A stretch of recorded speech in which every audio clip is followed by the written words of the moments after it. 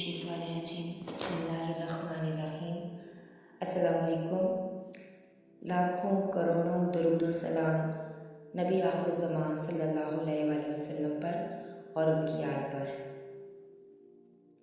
मैं गवाही देती हूँ कि अल्लाह के सिवा कोई माबूद नहीं और हज़रत मोहम्मद मुस्तफ़ा सल्लल्लाहु अलैहि वसल्लम अल्लाह के आखिरी नबी और रसूल हैं।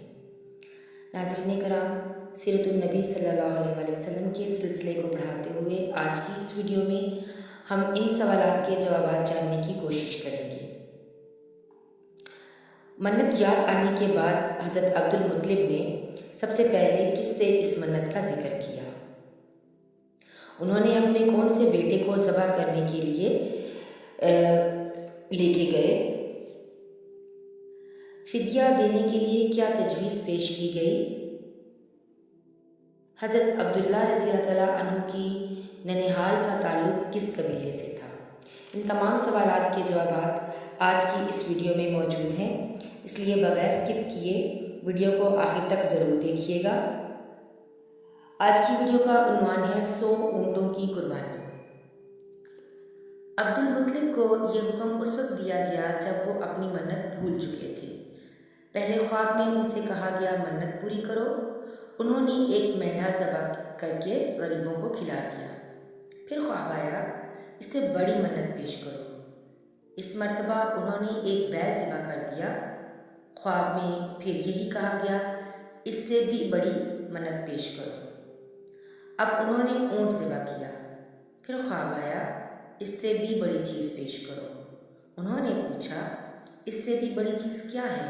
तब कहा गया अपने बेटों में से किसी को ज़िबा करो जैसा कि तुमने मन्नत मानी थी। अब उन्हें अपनी मन्नत याद आई। उन्होंने अपने बेटों को जमा किया, उनसे मन्नत का जिक्र किया। सबके सर झुक गए। कौन खुद को ज़बा करवाता? आखिर अब्दुल्ला बोले, अब्बा जान आप मुझे ज़िबा कर दें। ये सबसे छोटे थे, सबसे खूबसूरत थे, सबसे ज़्यादा मोहब्बत भी अब्दुल मुत्तलिब को उन्हीं से थी, लिहाजा उन्होंने कुरानदाजी करने का इरादा किया। तमाम बेटों का नाम लिखकर कुरा डाला गया। अब्दुल्ला का नाम निकला। अब उन्होंने छुरी ली, हज़रत अब्दुल्ला को बाजू से पकड़ा और उन्हें ज़िबा करने के लिए नीचे लिटाया। जो ही बाप ने बेटे को लिटाया, हज़रत अब्बास से ज़ब्त ना हो सका, फ़ौरन आगे बढ़े और भाई को खींच लिया। उस वक्त ये खुद भी छोटे से थे। उधर बाप ने हज़रत अब्दुल्ला को खींचा। इसी खींचातानी में हज़रत अब्दुल्ला के चेहरे पर खराशें भी आईं। इन खराशों के निशानात मरते दम तक बाकी रहे। इसी दौरान बनु मखसूम के लोग आ गए। उन्होंने कहा आप इस तरह बेटे को ज़िबा ना करें, इसकी माँ की ज़िंदगी ख़राब हो जाएगी। अपने रब को राज़ी करने के लिए बेटे का फ़िदिया दे दें। अब सवाल ये था कि फ़िदिया क्या दिया जाए। उसकी तरकीब ये बताई गई कि कागज़ के एक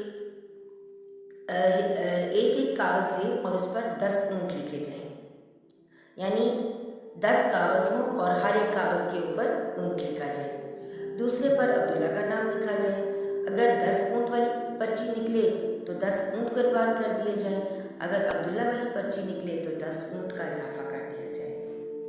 फिर 20 ऊँट वाली पर्ची और अब्दुल्ला वाली पर्ची डाली जाए।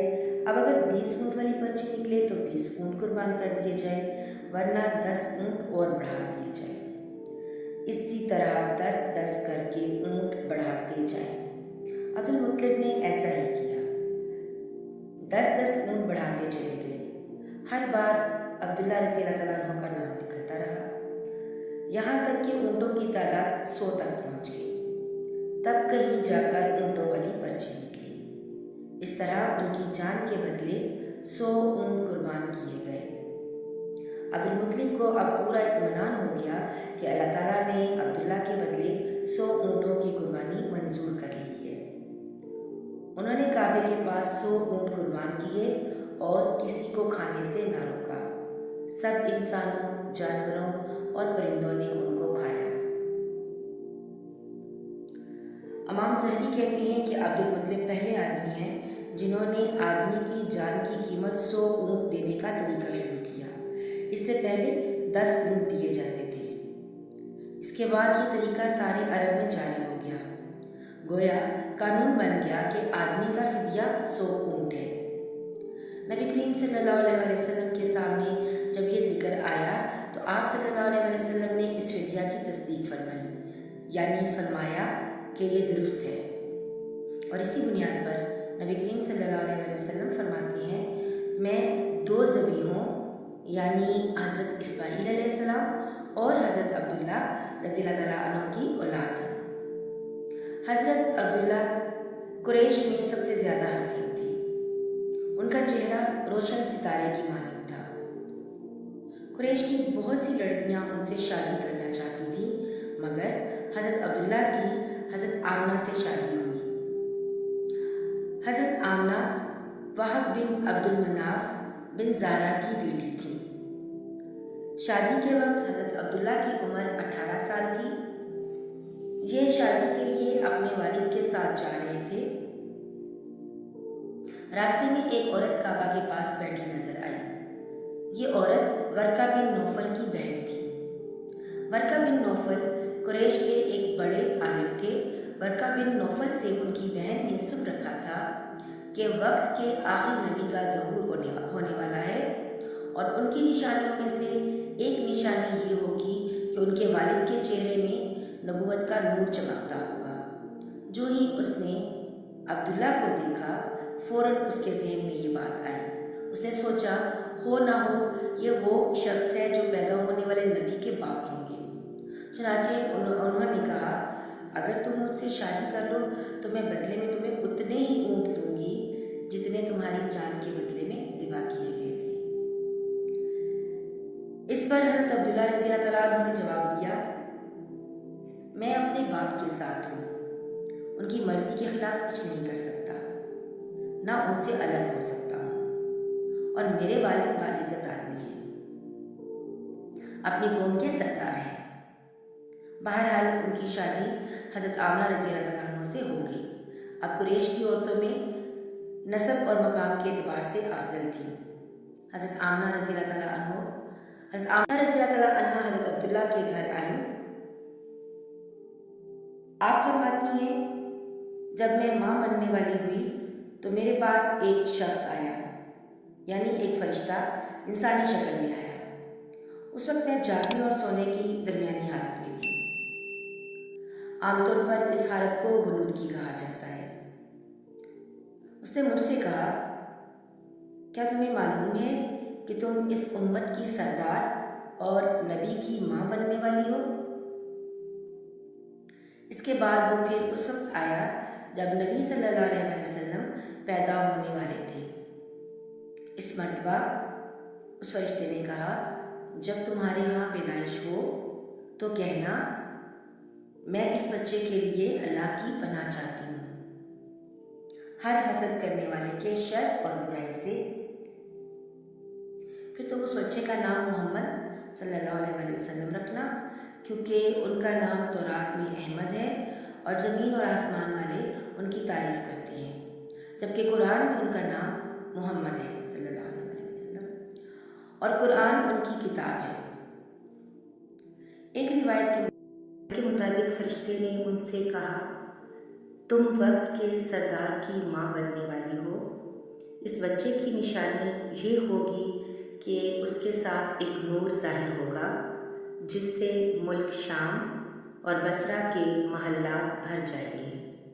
جب وہ بچہ پیدا ہو جائے گا تو اس کا نام محمد رکھنا، کیونکہ تورات میں اس کا نام احمد ہے، کہ آسمان اور زمین والے ان کی تعریف کرتے ہیں، اور انجیل میں ان کا نام احمد ہے، کہ آسمان اور زمین والے ان کی تعریف کرتے ہیں، اور قرآن میں ان کا نام محمد ہے۔ حضرت عبداللہ کے چہرے میں جو نور چمکتا تھا، شادی کے بعد وہ حضرت آمنہ کے چہرے میں آ گیا تھا۔ امام ظاہری فرماتے ہیں، حاکم نے یہ روایت بیان کی ہے اور اس کو صحیح قرار دیا ہے کہ صحابہ رضی اللہ تعالیٰ عنہم نے حضور نبی کریم صلی اللہ علیہ وسلم سے عرض کیا، اے اللہ کے رسول، ہمیں اپنے بارے میں کچھ بتائیے۔ آپ صلی اللہ علیہ वसल्लम ने इरशाद फरमाया, मैं अपने बाप इब्राहीम अलैहिस्सलाम की दुआ हूँ, अपने भाई ईसा अलैहिस्सलाम की बशारत हूँ और खुशखबरी हूँ।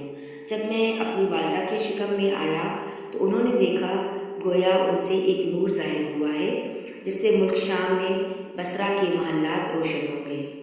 हज़रत आमना रज़ी अल्लाह तआला अन्हा ने हज़रत हलीमा रज़ी अल्लाह तआला अन्हा से फरमाया था, मेरे इस बच्चे की शान निराली है, ये मेरे पेट में थे तो मुझे कोई बोझ और थकन महसूस नहीं हुई थी।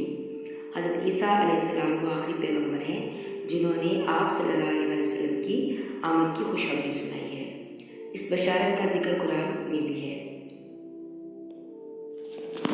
अल्लाह ताला फरमाते हैं, और इसी तरह वो वक्त भी काबिल ज़िक्र है जबकि ईसा इब्न मरियम ने फरमाया कि ए बनी इसराइल, मैं तुम्हारे पास अल्लाह का भेजा हुआ आया हूँ कि मुझसे पहले जो तौरात आ चुकी है मैं उसकी तस्दीक करने वाला हूँ, और मेरे बाद जो एक रसूल आने वाला है उनका नाम मुबारक अहमद होगा, मैं उनकी बशारत देने वाला हूँ।